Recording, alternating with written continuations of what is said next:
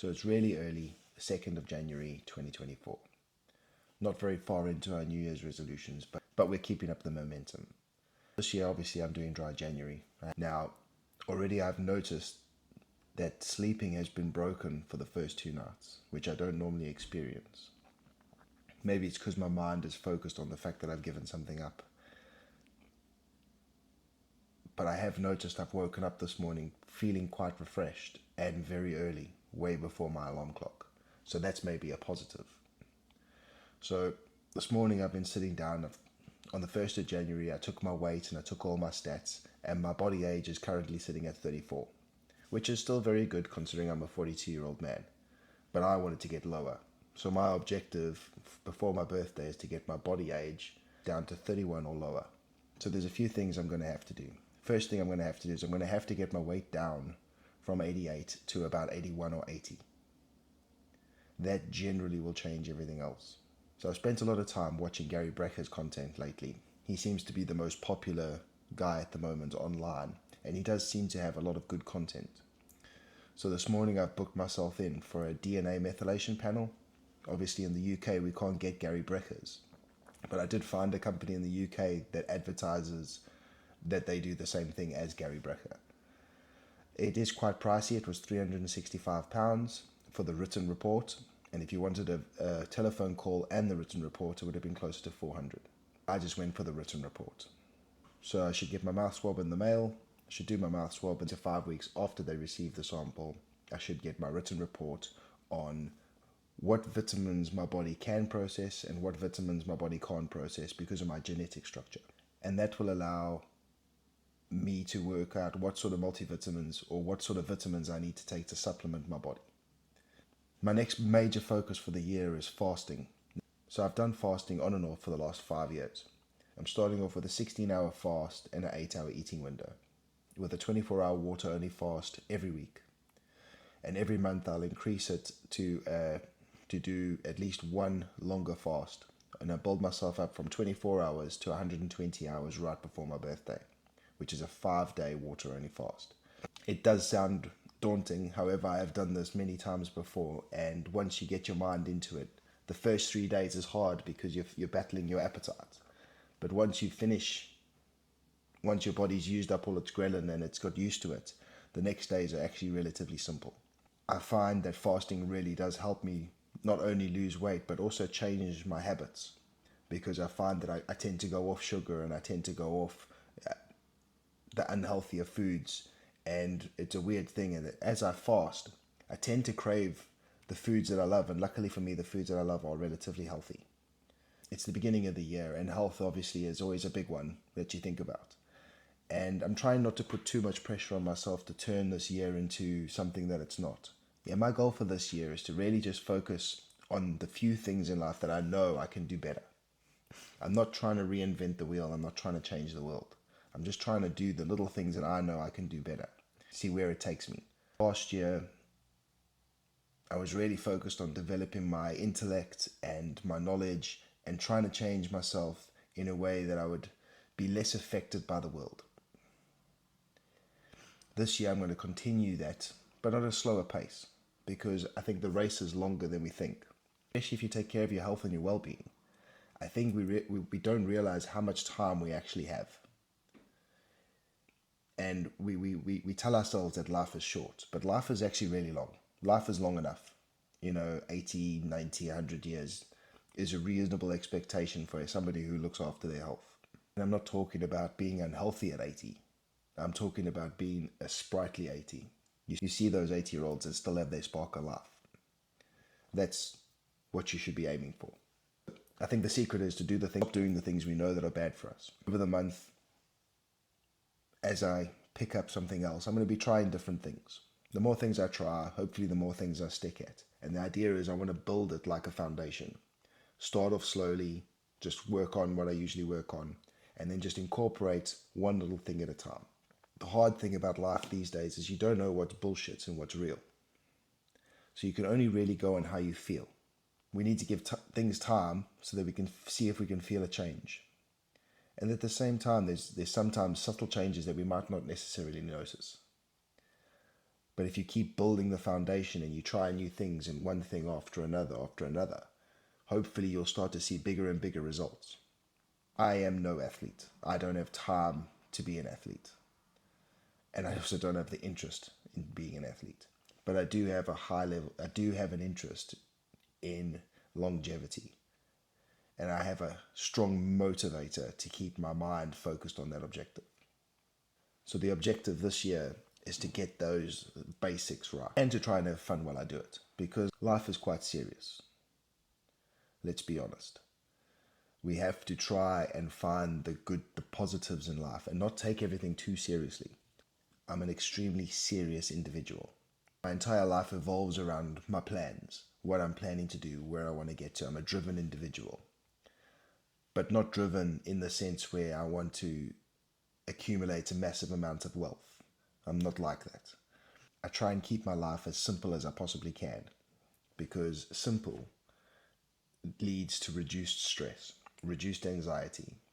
And I believe that's why I don't suffer from those things, because I know my limits. I know when I'm feeling too stressed. I feel it in my body. I know when I'm pushing myself too much, and I know I have to take a step back.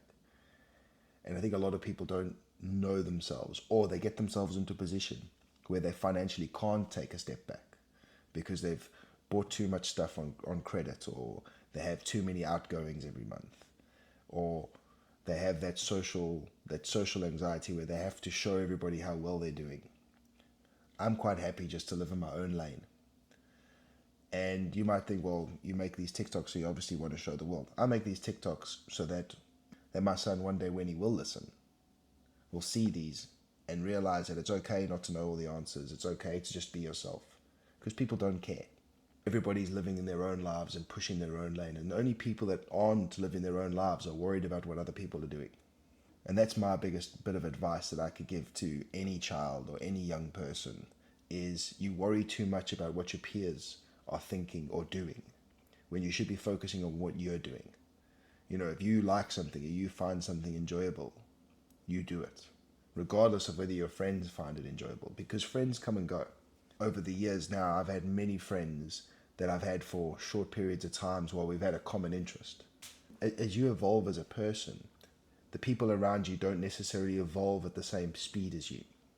So sometimes you can find yourself quite isolated because you don't have those people that have the same interests around you, or you can't find the people that have the same interests around you. But that's also okay.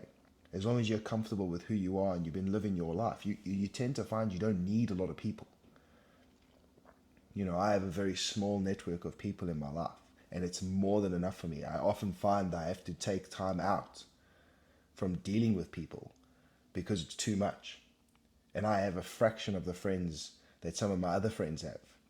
They enjoy that interaction with people and they get a lot of energy from it. And where I find I lose a lot of energy when I interact with a lot of people. It's probably another reason why I do the work that I do, because I don't have to interact with people. Machinery and equipment it doesn't talk back. It doesn't take your energy, and it's very logical. So I want to take a few minutes just to sit and discuss health and the priority that we place on health. Now, I'm guilty of this, as I'm sure many people are, is I will spend my money freely on the things that excite me or the things that I want. You know, I have a garage full of tools that I probably only use about 20% of them, but I've seen somebody use that one before and I was like, oh, I might need that. And I've bought it. When it comes to spending money on our health, especially us in the UK who feel like we should get everything for free, you tend to put it off. So this year I made the concerted decision that I wasn't going to put off spending money on my health.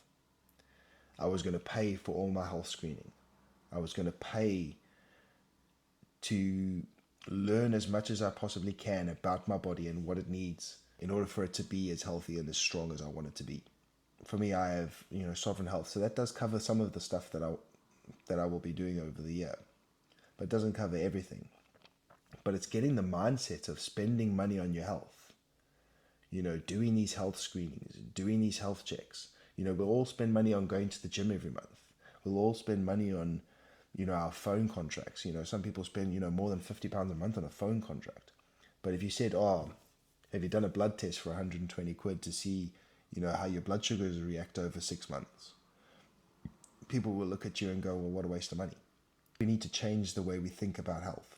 And again, it's very difficult here in the UK because we feel like we are owed everything for free. I have very strong views about the NHS. I personally dislike it immensely. I don't like the concept where you have to wait months and months and months for an opportunity to go get something done just because it's free. I'd rather pay. I'd rather have my own insurance and pay. And I personally don't feel like it would cost us any more to have private insurance. Having grown up in Africa, in South Africa, if you look it up, there's a thing called Discovery Health, which is like the main insurance company in South Africa. They get pretty much the best healthcare, which is nothing to us. I mean, the UK government pays something like £3,400 per person per year for every person in the country into the NHS. We should be getting that level of service. But because it's a government-run institution and it has massive amounts of inefficiencies because it's not a profit organization, it doesn't work. Yes, we can all look at the American model, which is even worse than our model because it's so expensive. But it doesn't need to be like that. That's just pure greed. I do believe there's a holistic way of running our health service where you don't get anything for nothing. There's nothing in this world that's free. Let's be honest. There's nothing that's for nothing. But we should be able to get what we pay for. And I think that's important because if you think about it, a lot of people see healthcare as the way where you go when you've got an issue. They don't see healthcare as something you do every day to make sure you live a long and healthy life. We don't see all the things that we could do to make our lives better.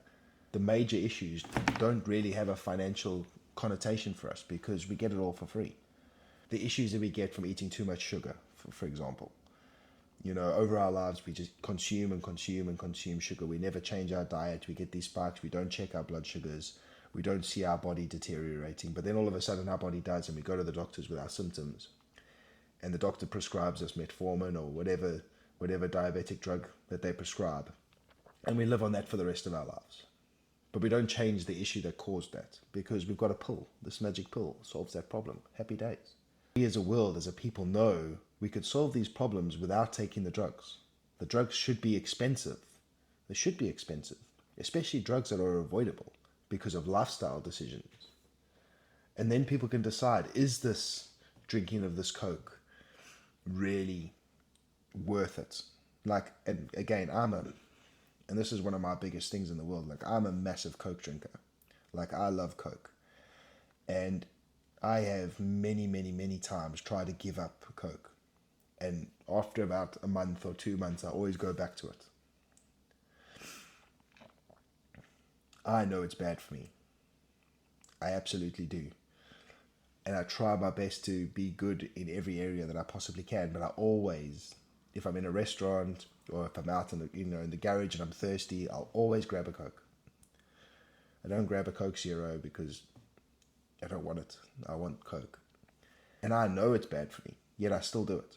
It's not until I decide to do my fasting protocols or I decide to be healthier, like now, I've got my Coke, but it's water. When I decide to do something, I can do it.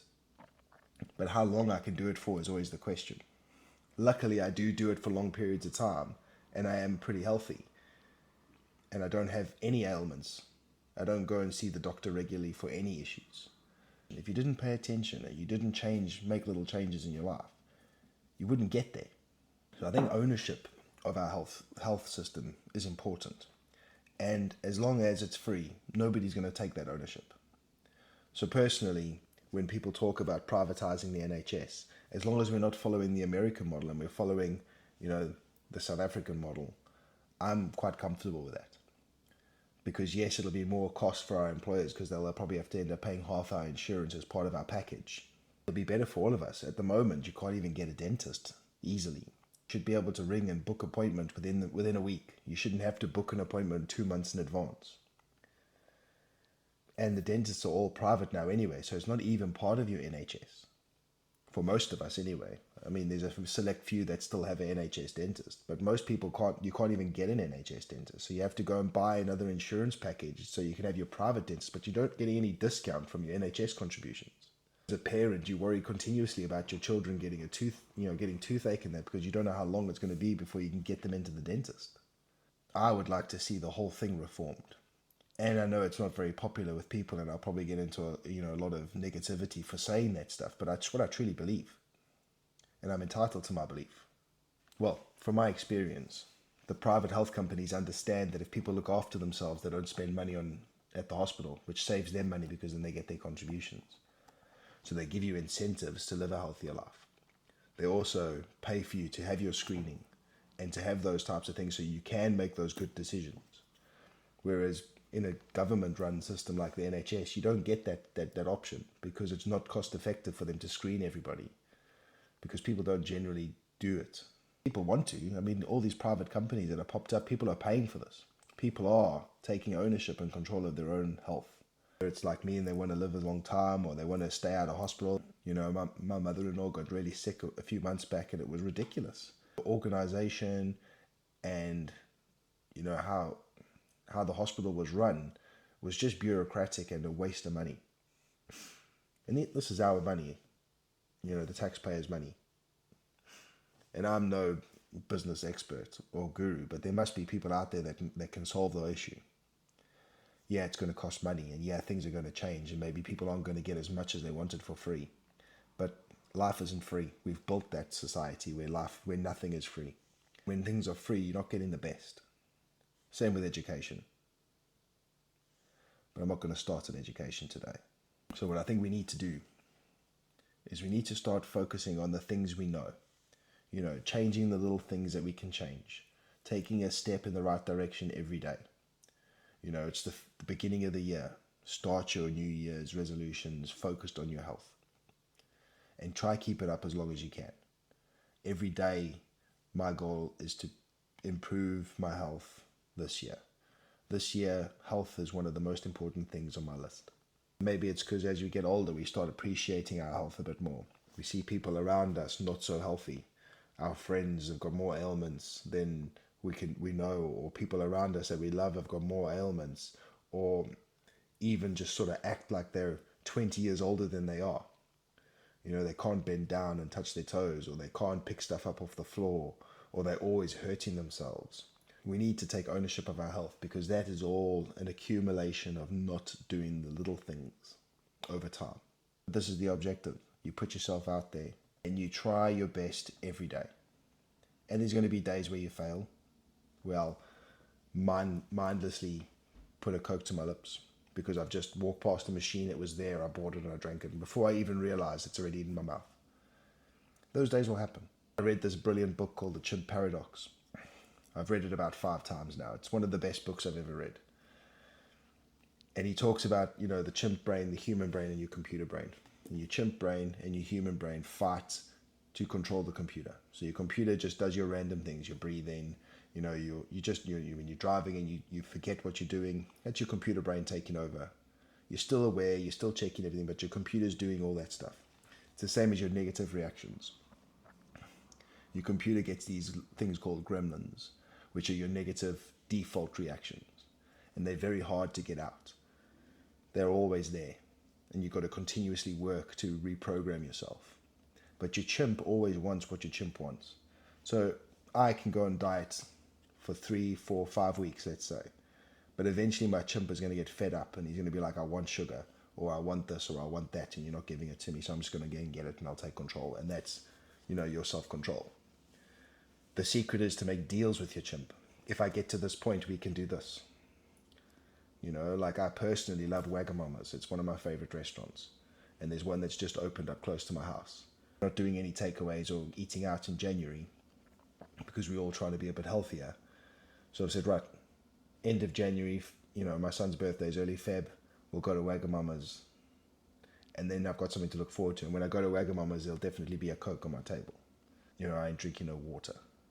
I have 35 days or 40 days now where I have something to look forward to. So my chimp is happy because he knows that once he gets to there, he's getting what he wants. So now my human can take over and do what it needs to do in that time. So my willpower is in a good place because my chimp is happy. He's got his eye on his prize. And my human brain can now focus on what needs to be done. And I think until you read books and discover all these little tricks and tips on how to control your mind and how to not necessarily manipulate yourself, but negotiate yourself to where you want to get to. A lot of people's chimps are in control all the time. You find that with like heavy drinkers and like people who can't deal with stress. Their emotional brain is always at the front driving the decisions. It's not the human brain, it's their chimp brain. It's their fight or flight, it's anxiety, it's stress, it's fear of the unknown. And yes, I know, females or women are more susceptible to this than we are because, they're responsible for looking after the children. It's been bred into them genetically that everything's a danger. Their job is to protect the children. They're not as strong as us. They're not as, they're not as physical as men, generally. I'm not putting anybody down. Don't attack me, please, feminists. That's been their, historic job. So women suffer way more with anxiety and depression and stress and worry than men do. They see everything as a problem. And it's very hard for that to change. So women have to be extra vigilant in controlling their chimps because their chimps are so much more powerful than ours. Our chimp is focused on being, the strongest or being like, very, very primal. For men, it's so much easier to control our chimp. I'm not a doctor or a professor. This is just my opinion from reading books and watching people around me. This could be your year that you just change your life. You just wake up in the morning and you go, do you know what? I'm not going to drink anymore. Do you know what? I'm not going to consume sugar anymore. Do you know what? I know every time I eat bread, I get really I get cramps and the gluten is not doing me any good. I'm just going to give up white flour. The year where you decide, you know what? I'm not going to use cooking oils anymore. I'm not going to eat fried food anymore. I'm going to buy a Ninja and I'm going to air fry and I'm going to use a little bit of olive oil or a little bit of butter and I'm not going to use any of these trans fats, these rancid fats. This could be the year that you decide to do that. And then you're like, oh, but I love fish and chips or whatever. So, well, fine. Have fish and chips every 2 months or 3 months or 4 times a year. Reduce it down. You don't have to cut everything out your life. You just have to reduce stuff down and eat stuff in moderation. In order to be the better people that we want to be, we have to do this stuff. Do it consistently and we have to make habits and we have to build up these habits. If you change your mindset and you see it as a challenge towards yourself and personally, developing your own who you are and trying to figure out who you are and who you want to be and what sort of mark you want to make on the people around you. I mean, we all talk about, what sort of mark do you want to make on the world? It's very, very hard to make a mark on the world. There's very few people that make a mark on the world. But a lot of us can make a mark on the people around us. Like I can be a great influence to my boys. I can be a great help to my wife. I can be a good son to my parents or my in-laws. I can be a good friend to those around me. I can be a good colleague to the people that I work with. There's loads of things we can do to make the world a better place. Our little world. The world doesn't have to be the whole planet. It can just be the small little surface of the world that you touch. And that's enough. There's very few people, there's very few people that can touch everybody. And everybody quests to make their big mark and to be remembered. But you know what? Sometimes if you could just accept that you're not going to be remembered and you're just going to be, and you just live in your existence, your 80 or 90 years on this planet. If you get your mind into it, you only get 80 or 90 years on the planet and you're already lucky to get that time. Because there's so many eggs and sperms that don't become a person. So when you get your chance, you've already won the lottery. Yeah, you could have the exceptional luck and you could win the lottery again in life. But just being alive is a profit. And it's an opportunity that many, many, many don't get. So you've got to make the most of it. So start today. It doesn't require a lot of deep emotional intelligence, which is probably something that I do not have a massive amount of. The secret is if you live in your life, you play to your strengths, no matter how the world around you changes, it doesn't really affect you.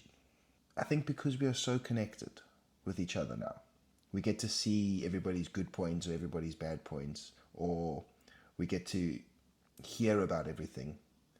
I think we find that it's maybe too much information. So another thing I want to do this year is I really want to limit and reduce down my social media time. Now, I have been over the years going through, when you used to like every page or follow every person. I've been systematically removing content that I don't find beneficial. And I think the algorithms are really good at understanding that you don't want to see that shit and that you don't want to engage with it. And you have to mentally tell yourself you don't want to engage with it. Because obviously when they're showing you the negative stuff that gets your engagement, you got to physically remind yourself that you don't want to engage with the stuff and you want to skip it and tell them you don't want to see that stuff. You want to focus on the positive stuff. And I think once you get your social media just pumping out all this positivity towards you, it is actually a really great tool. I sit and I look at my TikTok, and the stuff that pushes through to me, is it's all educational. I don't see any funny stuff. I don't see any girls dancing. I don't see any of that stuff anymore, because I've told it I don't want to see any of that. I just want to see the stuff that I want to see, regardless of whether you think I'll be more engaged with the other stuff. Because when I have my time to scroll on my social media, I'm bored and I'm reading. I may as well be expanding my mind or learning something new. So I don't think social media is the devil, and I don't think the way we live our lives is bad. What I think is we get ourselves too involved in other people's business. I live a very nice, reclusive lifestyle. I'll always opt to stay home and potter in my garage or spend time with my children rather than going out. It might be because my autistic brain is the way it is, and it doesn't crave socializing. So I guess what I'm trying to say basically is we just need to focus on our own lanes. It's great to share, but it's also important just to be yourself and identify the things that are important to you. And if you can identify the things that are important to you, it's very much easier to stick to them.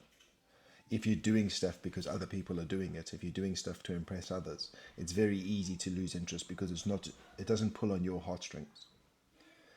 So if anything, for this year, my thing is do what makes you happy. Focus on what you know you should be focusing on, and be a little bit selfish. Focus on you. Stop focusing on those around you. Stop focusing on other people. Stop giving people all your energy. This year is our year to make the changes that can lead to a better life. Until next time, stay free.